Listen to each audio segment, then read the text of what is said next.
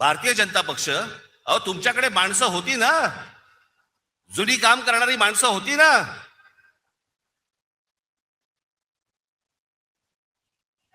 म्हणजे 52 साली जन्माला आलेला एक पक्ष, 52 साली जनसंघ नावाने,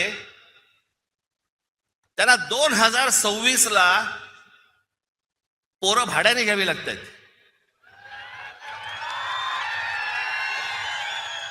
तुमचे कार्यकर्ते, तुमची माणसं तुम्ही उभी केली होतीत ना, मग दुसऱ्यांचे कशाला कडेवर घेऊन नाचताय? याचं कारण, जो पक्षामध्ये इथे काम करतोय तर काही शून्य किंमत. मी समजू शकतो की एखाद्या मतदारसंघामध्ये बाबा 2 जण चांगली लोक असतात, 3 जण चांगली लोक असतात, त्या 3 जणांमधला एखादा निवडावा लागतो, बाकीच्या दोघांना देता येत नाही. मी समजू शकतो, कारण जागाच एक असते.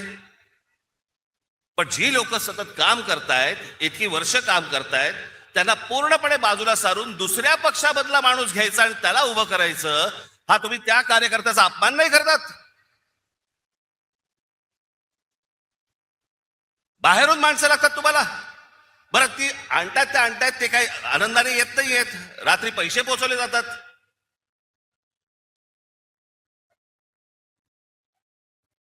म्हणजे आमचे मित्र आता संजय राऊत आता म्हणाले तपोवनातली झाडं इथे त्यांना छटायची त्या महाजनना.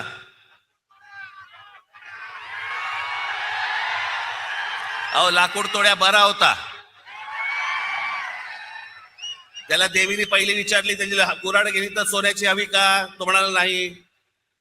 मग चांदीची हवी का? नाही. मग त्याची मूळ कुऱ्हाड दिली, तेव्हा तो बोलला नाही, ही माझी कुऱ्हाड. सोना चांदीच्या कुऱ्हाडीला पण तो भापला नाही. बाईक ते मला कळलं, मला कोणाला बद्दल बोलतोय, मला काय सांगताय, नावं ठेवण्यामध्ये मी पटाय, तुम्ही नाही.